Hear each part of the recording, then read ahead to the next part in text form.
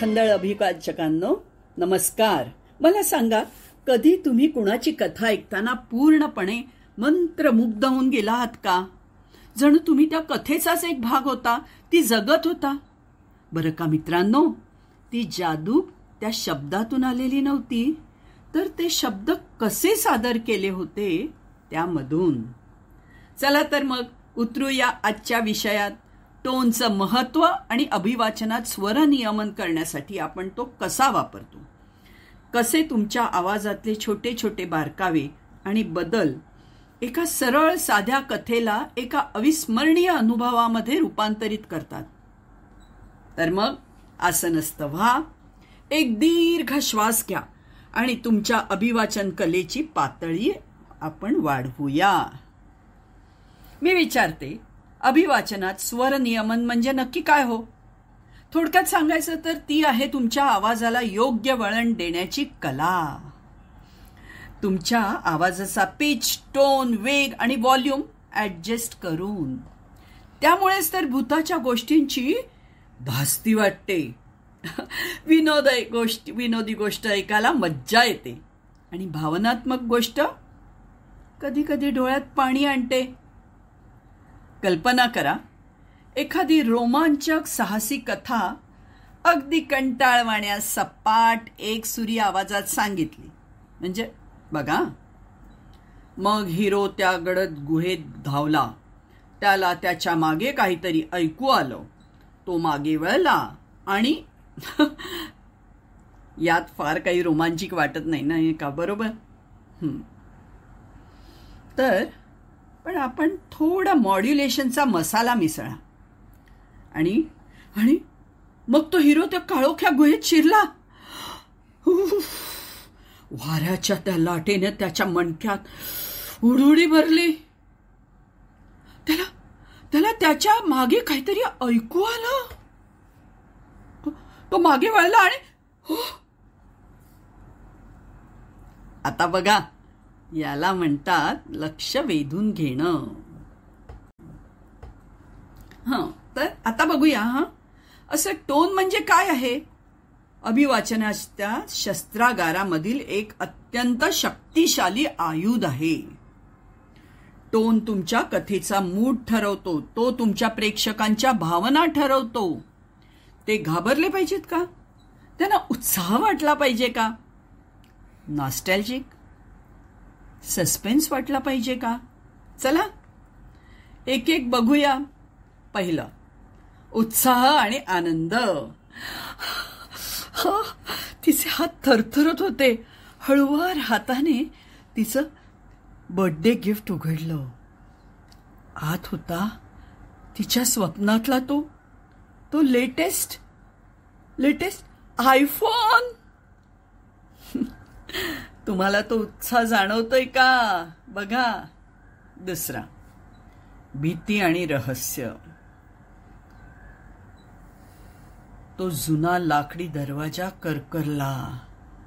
कर कर कर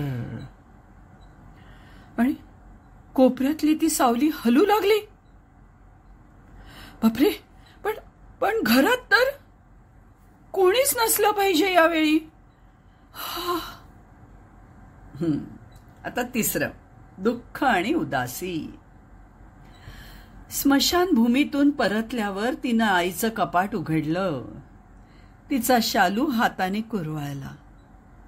आता त्या मायेच्या स्पर्शाला ती कायमची, अगदी कायमची मुकली होती. आता चौथा, आदेशवाचक आणि अधिकारवाणी.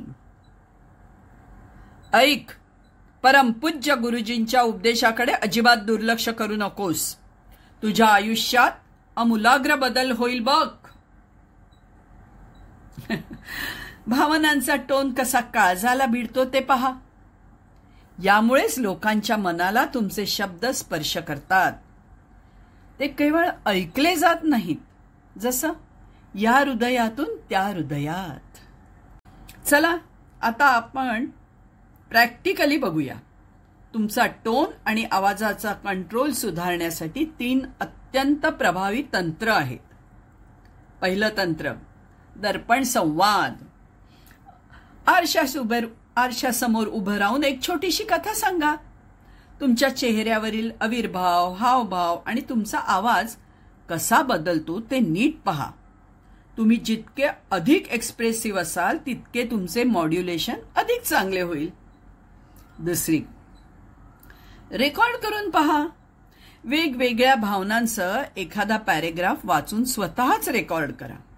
ते पुन्हा पुन्हा वाजवून ऐका आणि विश्लेषण करा. तुम्हाला ते आकर्षक वाटतंय का? तुमचा टोन मूडशी जुळलाय का ते बघा. तिसरा, कुजबुज ते बोंबाबोंब वाढती पट्टी. एखाद्या वाक्याला कुजबुजत सुरुवात करा. नंतर ते नॉर्मल स्वरात सांगा.